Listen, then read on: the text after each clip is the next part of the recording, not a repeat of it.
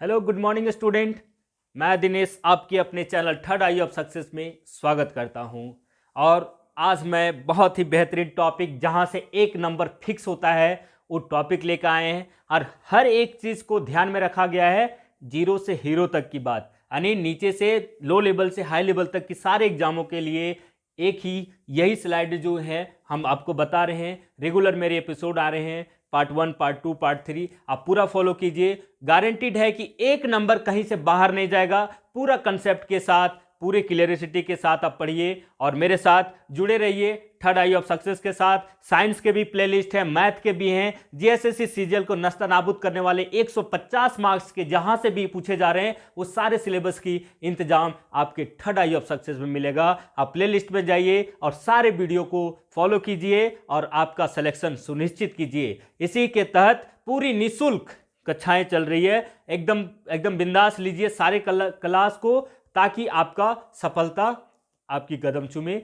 चलिए इसी के साथ हम शुरुआत करते हैं आज की क्लास, जहां हम आपको पढ़ाने वाले हैं स्रोत जहां से संविधान में लिया गया है।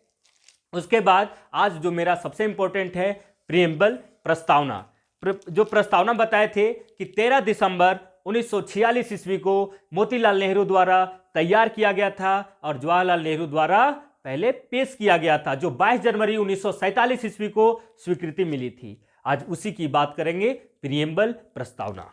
चलिए आते हैं अपने टॉपिक पे। जो हम बताए इसकी पृष्ठभूमि वैसी बात है, मोतीलाल नेहरू द्वारा तैयार किया गया था, लेकिन जवाहरलाल नेहरू द्वारा रखा गया था सदन में, और यह स्वीकृति 22 जनवरी 1947 आप जरूर रखिएगा। 22 जनवरी 1947 ईस्वी को और 13 दिसंबर 1946 ईस्वी को रखा गया था प्रस्ताव रखा गया था और पास होके स्वीकृत हुआ था इतना तारीख को। ठीक है, और आज उसी की बात कर रहे हैं। तैयार बोलेगा कि बनाया किसके द्वारा गया था ये उद्देश्य प्रस्ताव, तो मोतीलाल नेहरू द्वारा, यानी पिताजी द्वारा बनाया गया और बेटा जाके प्रस्तुत करता है जवाहरलाल नेहरू। चलिए उसी आज उद्देश्य को पढ़ेंगे। और प्रस्तावना को संविधान की कुंजी कहा जाता है। अगर घर में एंट्री करना हो तो हमें चाबी की जरूरत पड़ती है, उसी प्रकार आप अगर प्रस्तावना पढ़ते हैं तो आप संविधान की एंट्री मारते हैं वहीं से। ठीक है, तो इसीलिए इसे पूछा जाएगा कि प्रस्तावना को संविधान की कुंजी कहते हैं।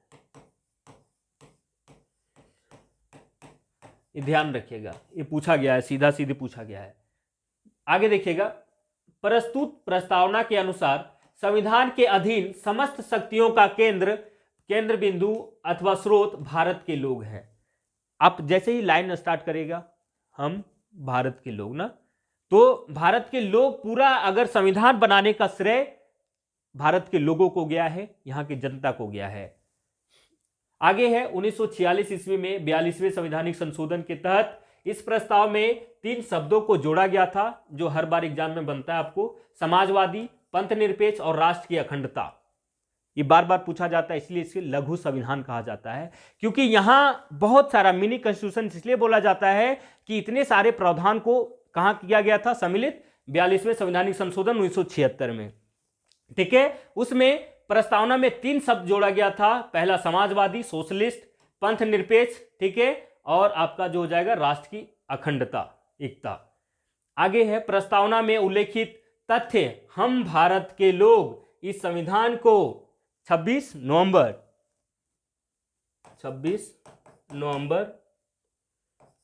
1949 को अंगीकृत, अधिनियमित और आत्मसमर्पित करते हैं।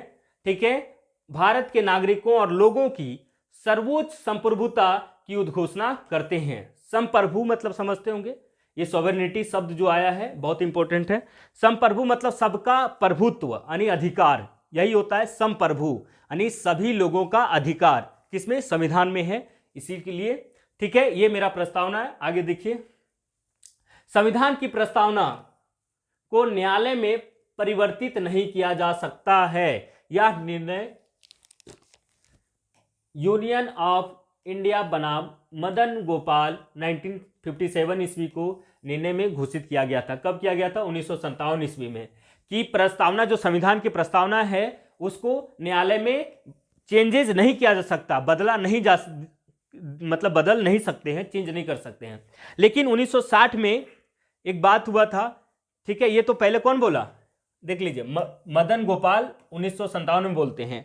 फिर 60 में इस बात को मान लिया गया, ठीक है, सुप्रीम कोर्ट के द्वारा, कि संवैधानिक जो ढांचा है उसमें चेंजेस नहीं करेंगे, यानी प्रस्तावना में संशोधन नहीं करेंगे। लेकिन फिर इसी में एक केस होता है जहां सबसे बड़ी लार्जर बेंच बैठती है 1973 ईस्वी में, जो अब मर भी गए, केशवानंद भारती ना, केशवानंद भारती के केरल राज्य, जो एडनीर का संस्थापक थे। ये एडनीर एक संस्था था, उसके एडनीर, ठीक है, एडनीर के संस्थापक थे केशवानंद, ठीक है। और ये जो आगे देखिएगा, 1973 ईस्वी में सर्वोच्च न्यायालय के न्यायाधीश केशवानंद भारती बनाम केरल राज्य संघवाद में माना गया कि प्रस्तावना संविधान का अंग है, इसलिए विधायिका में उसमें संशोधन कर सकती है। क्या बोला गया कि प्रस्तावना जो है एक संविधान का अंग है, और अगर वो है, देखिए इधर राज्यवाद माना गया क्योंकि प्रस्तावना संविधान का एक अंग, संविधान में जो भी लिखा है उसको हम चेंज कर सकते हैं, ये बात कहा गया था, ठीक है। किसके द्वारा? 1973 में। लेकिन फिर ये क्या हुआ, सुप्रीम कोर्ट तो 60 में बोला था चेंज नहीं कर सकते, लेकिन इसने बोला कि उसमें वो मेरा एक क्या भाग है, संविधान का भाग है प्रस्तावना, इसलिए उसमें संशोधन कर सकते हैं। फिर केशवानंद भारती ने बोला था, इसमें सबसे बड़ा लार्जर बेंच बैठी थी, उसमें निर्णय लिया गया कि सर्वोच्च न्यायालय में मूल ढांचा का सिद्धांत देते हुए प्रस्तावना को संविधान का मूल ढांचा मानते हुए कहा गया कि संसद इसमें नकारात्मक संशोधन नहीं कर सकते।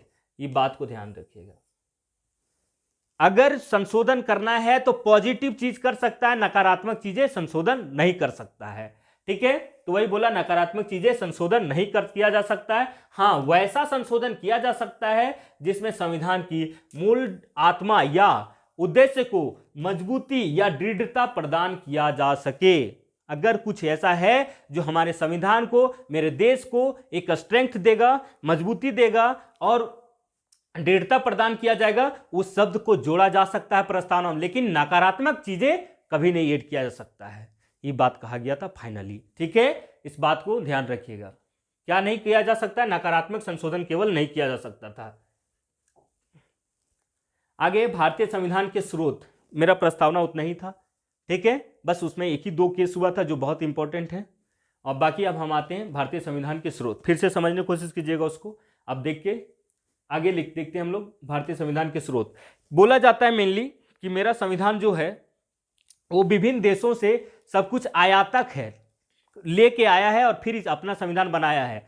लेकिन आपको पता होगा, हमारे पहले वीडियो में देखे होंगे आप, पार्ट 1 और पार्ट 2 में, उसमें हमने बताया भी कि भारतीय शासन अधिनियम 1935, जहां आपके 321 धाराएं थे। अच्छा, भारतीय शासन अधिनियम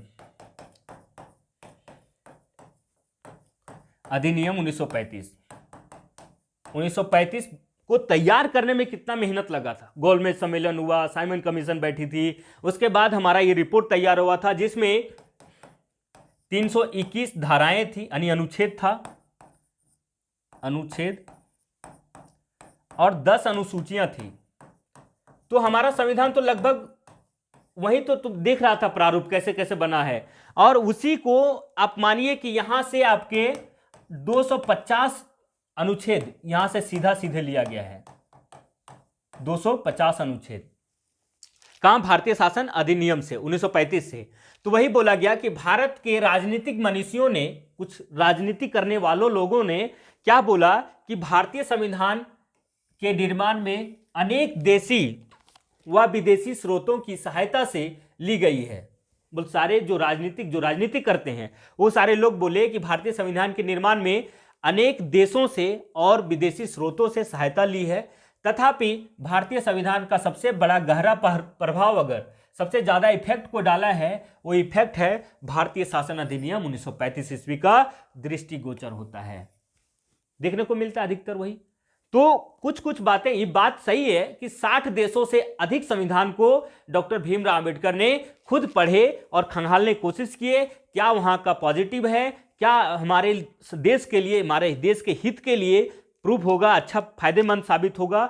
हम लोग जब मास्टर डिग्री आप करिएगा पॉलिटिकल साइंस में, मैं किया हूं, मुझे पता है आपके कनाडा, स्विट्जरलैंड, ठीक है, बहुत सारे देशों का संविधान पढ़ना पड़ता है, दक्षिण अफ्रीका का, जहां जहां से लिया गया था संविधान हम लोग पढ़े, तो देखे कि हमारा कुछ कुछ पैरेलल महसूस होता है, लेकिन कल्चर और सोसाइटी अलग अलग होने के कारण कुछ कुछ तो डिफरेंसिटी तो रहेगा। लेकिन इसीलिए बहुत सारा 60 देशों में अधिक पढ़ा गया संविधान को, फिर एक निर्णय लिया गया और आपके लिए एक बेस्ट संविधान आपको प्रस्तुत किए हैं डॉक्टर भीमराव अम्बेडकर। तो सोचिए कि मेरा देश 1947 में आजाद हुआ और संविधान 1950 उसी के दौरान में बना है। क्या अभी तक इतने साल टेक्नोलॉजी चेंज हुआ, इतने कुछ आगे, क्या संविधान में देखा कि कहीं कुछ खामियां हैं? अभी भी आपको हम लोग, हमारे लिए सर्वोच्च वही है, क्योंकि इतना अच्छा और इतना सुंदर लिखा गया है हमारे संविधान को, ठीक है। तो इस बात को ध्यान रखिएगा कि सबसे ज्यादा अगर गहरा प्रभाव और दृष्टिगोचर होता है वो क्या है, भारतीय शासन अधिनियम 1935, जिसमें 321 अनुच्छेद और 10 अनुच्छेद था, 321 और 10 अनुसूचियां थी, जिसमें सीधे तौर पे 250 अनुच्छेद यहीं से लिया गया है। चलिएगा नेक्स्ट देखिए, अब हमें कुछ कुछ देशों से लिया गया है, कुछ जो हमें लगा कि बहुत अच्छी चीज है, ठीक है, वो चीज को हमने लिया शासन प्रशासन को अच्छे से सुचालक रूप से संचालित करने के लिए। जैसे ब्रिटेन से लिया हमने संसदीय शासन प्रणाली, एकल नागरिकता और विधि निर्माण की प्रक्रिया, कि रूल रेगुलेशन हमारे संसद में कैसे बनेंगे, नियम कानून, ये कहां से लिया गया, तो ये लिया गया ब्रिटेन से, ठीक है। विधि निर्माण तो समझ रहे होंगे, कानून वगैरह बनाना, ये सारे। आगे एकल नागरिकता, एक व्यक्ति को नागरिकता एक ही होगा, ऐसा कहीं नहीं है कि मैं झारखंड से हूं तो झारखंड की नागरिकता अलग है और मेरा भारत की नागरिकता अलग है, ऐसा कुछ नहीं है। पूरे भारत के लोग एक इंसान है, आप तो एक है, एक में काउंट आएगा, तो इसीलिए एकल नागरिकता यहां है, ठीक है, डुअल नागरिकता नहीं है, अमेरिका में है, ठीक है। संसदीय शासन प्रणाली वो समझ गए, वही विधि निर्माण की प्रक्रिया कभी पूछ दिया जाता है, विधि निर्माण की प्रक्रिया कभी पूछा जाता है संसदीय प्रणाली। संसदीय प्रणाली मतलब संसद की कार्य प्रणाली पूछा गया था, ठीक है, तो ये बात को ध्यान रखिएगा।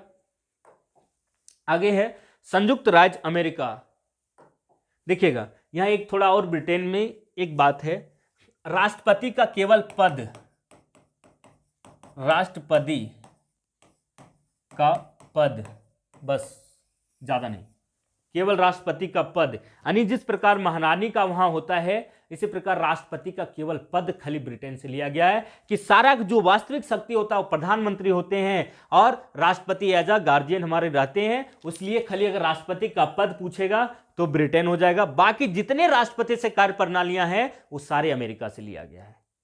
तो कभी अगर डेप्थ क्वेश्चन बन गया तो अगर ब्रिटेन आपका ऑप्शन में रहा तो खाली राष्ट्रपति का पद बस और कुछ नहीं, कार्य प्रणाली सारा अमेरिका से लिया गया है। आगे है संयुक्त राज्य अमेरिका, इससे क्या लिया गया है, मौलिक अधिकार, 12 से 35 आर्टिकल है ना। आपके कंटिन्यू चैनल से बने रहिएगा, आपका क्या होगा, हर एक आर्टिकल्स क्लियर करवाऊंगा मैं, ये गारंटी देता हूं। आपके एक क्वेश्चन भी नहीं छूटेंगे, सारे एग्जाम को नस्ते नाबूद करने के लिए वो कील मैं दे रहा हूं जो आपको हर एक एग्जाम में यूज करना है। इसलिए आप चैनल के साथ बने रहिए, हर एक वीडियो लीजिए ताकि आपको आने वाले एग्जाम में फायदेमंद साबित हो।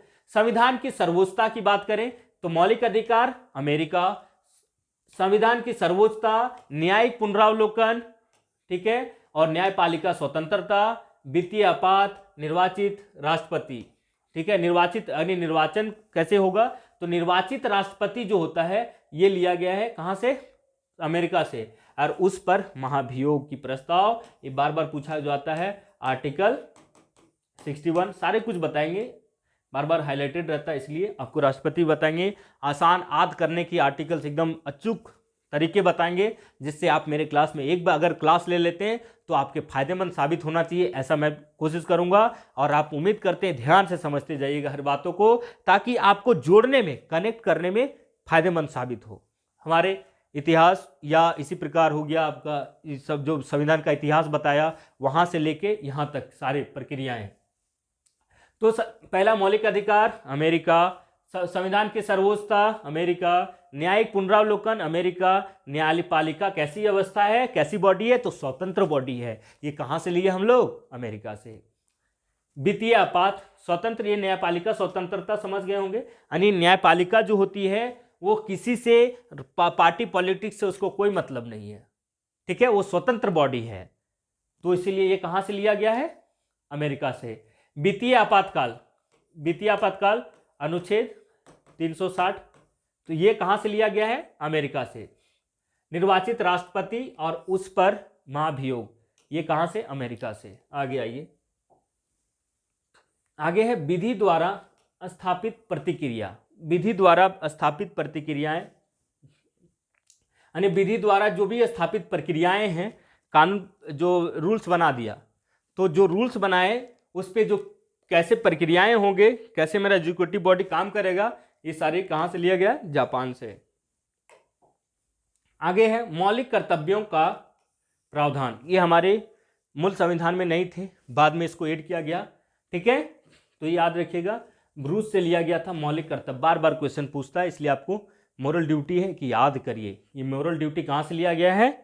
तो रूस से, और ये याद करना ही है आपको, फैक्ट है, याद करिए। मौलिक कर्तव्य रूस, मौलिक अधिकार अमेरिका।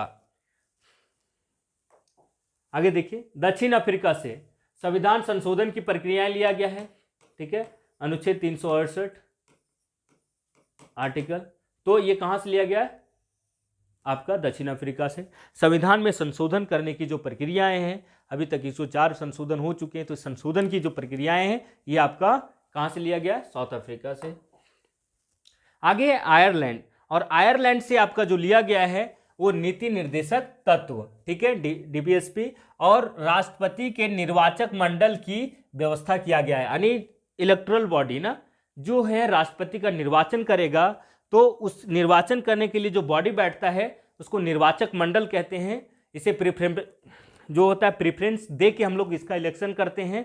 तो उस निर्वाचक मंडल की व्यवस्था आपके कौन से संविधान से लिया गया है? तो आयरलैंड के संविधान से। ये सबको पता रहता है नीति निर्देशक तत्व, लेकिन अगर नीति निर्देशक तत्व के जगह अगर आ गया राष्ट्रपति के निर्वाचक मंडल की कहां से व्यवस्था लिया गया है, तो ये आपका आयरलैंड में, फिर फंस जाइएगा आप। इसलिए हमने सारा कुछ लेके आया है वन अच्छे से, ताकि आप क्लियर हो जाए। दूसरा बात है राज्यसभा में, कहां? राज्यसभा में। देखिए राज्यसभा में जो है कि 12 व्यक्तियों का मनोनयन कौन करता है? तो राज्यसभा में 12 व्यक्ति का मनोनयन, राज्यसभा में 12 व्यक्तियों का मनोनयन जो करता है कला, विज्ञान, साहित्य के क्षेत्र में, ये सारे में जो पारखी होते हैं, बहुत अच्छा से होते हैं, उसको कहाँ नियुक्त किया जाता है? राज्यसभा में, ठीक है। ये सारे वो लोग होते हैं जो बहुत ही इस क्षेत्र में काबिल हासिल किए रहते हैं, असाधारण लोग होते हैं। तो इसको कौन सा संविधान से लिया गया है? आयरलैंड के संविधान से लिया गया है। पहला नीति निर्देशक तत्व, दूसरा राष्ट्रपति के निर्वाचक मंडल की व्यवस्था। अगर डेप्थ बना क्वेश्चन तो फंस जाइएगा, इसलिए इसको याद रखने की जरूरत है। राष्ट्रपति के निर्वाचक मंडल की व्यवस्था आपका कहां से लिया गया है? आयरलैंड से। तीसरा जो है 12 व्यक्तियों को राज्यसभा में मनोनीत करते हैं राष्ट्रपति के द्वारा। किसके द्वारा मनोनीत करते हैं? राष्ट्रपति के द्वारा।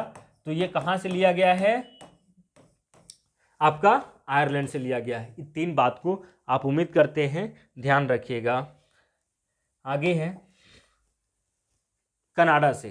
कनाडा से संघात्मक शासन व्यवस्था, यानी केंद्र और राज्य के बीच में शक्ति का बंटवारा, समझिए। तो संघात्मक व्यवस्थाएं जो किया गया है केंद्र और राज्य के बीच शक्ति का बंटवारा कहां से लिया गया है? तो ये पूछा जाता है। संघात्मक शासन व्यवस्था आपका कनाडा से लिया गया। दूसरा जो है अवशिष्ट शक्तियां, जो है अवशिष्ट शक्तियां, ये जो केंद्र के पास है ना राज्य के पास है, तो जो शक्तियां बच गया वो शक्तियां किसके पास चला जाएगा, वो केंद्र सरकार को सौंपी जाती है। ये व्यवस्थाएं कहां से किया गया है, ये भी कनाडा से किया गया है, इसलिए ये भी इंपॉर्टेंट हो जाता है। और तीसरा जो बच्चा पूछता है एग्जाम में हर बार और फंस जाते हैं कि राज्यपाल की नियुक्ति संबंधी प्रक्रियाएं जो है वो कहां से लिया गया है, वो कनाडा से लिया गया है। तो ये जब क्वेश्चन आते हैं ना ये दो, तो आप गलत कर देते हैं, इस बात को ध्यान रखना है। कभी संघात्मक शासन व्यवस्था लोग रट के जाते हैं ऑब्जेक्टिव में, कभी पूछ देता है केंद्र और राज्य के बीच शक्ति का बंटवारा, फंस जाते हैं। तो इस बात को ध्यान रखिएगा कि पहला संघात्मक शासन व्यवस्था ठीक है, अवशिष्ट शक्तियां और राज्यपाल की नियुक्ति, ये तीनों बातें कहां से लिया गया है, कनाडा से लिया गया है। आगे है जर्मनी। बोला गया था जर्मनी से कि राष्ट्रपति को मौलिक अधिकार पर जब इमरजेंसी लगाया जाता है, आपातकाल लगाया जाता है, उस समय कैसा मतलब प्रभाव करेगा, राष्ट्रपति कैसा अधिकार दिखाएंगे, वो सारे अधिकार कब, आपातकाल के दौरान राष्ट्रपति को मौलिक अधिकार पर जो नियम और कानून बनाने का है वो आपका कहां से लिया गया, जर्मनी से। तो सीधा एग्जाम में पूछता है कि आपातकाल के प्रावधान कहां से लिए गए, तो जर्मनी से, एकदम सही है, ठीक है, ये बात को याद रखिएगा। आगे है ऑस्ट्रेलिया। ऑस्ट्रेलिया से प्रस्तावना की भाषा, एक तो प्रस्तावना की भाषा याद रखिएगा और दूसरा समवर्ती सूची। समवर्ती सूची और प्रस्तावना की भाषा दोनों ऑस्ट्रेलिया। क्या बोले, प्रस्तावना की भाषा और समवर्ती सूची ऑस्ट्रेलिया। आगे है भारतीय संविधान के निर्माण के लिए विभिन्न विदेशी स्रोतों का थोक आयात या इस्तेमाल करने के कारण ही इसे अक्सर लोग भानुमति का पिटारा या उधार का थैला कहते हैं। आखिर क्यों बोलते भानुमति का पिटारा? भानुमति का पिटारा का मतलब होता है उधार का थैला, मतलब कि हमें जो बोला गया, हम बोले राजनीतिक मनुष्यों ने बोला था कि बहुत सारी चीजें जो संविधान में है वो कहां से लिया गया है, आपका विदेशी स्रोत से लिया गया है, दूसरे देशों से लिया जाता है। इसीलिए बोला कि ये उधार का थैला है, क्योंकि ये अपना तो देश का बनाया नहीं, लेकिन उस सबको सोचना चाहिए कि हमारा भारतीय शासन अधिनियम 1935 से लिया गया है, लेकिन इसे क्या कह दिया कुछ लोगों ने, भानुमति का पिटारा यानी उधार का थैला बोला गया। ठीक है, तो ये बात पूछा जाता है कि भानुमति का पिटारा का मतलब क्या होता है, तो उधार का थैला। तो इससे संबंधित क्वेश्चंस आते हैं, तो इससे मतलब अगर पूछा जाएगा कि क्या होता है, तो विदेशी स्रोतों से थोक में आयात करना ही क्या कहलाता है, उधार का थैला। ठीक है, और इस्तेमाल तो करते ही हैं, तो ये बात को ध्यान रखिएगा।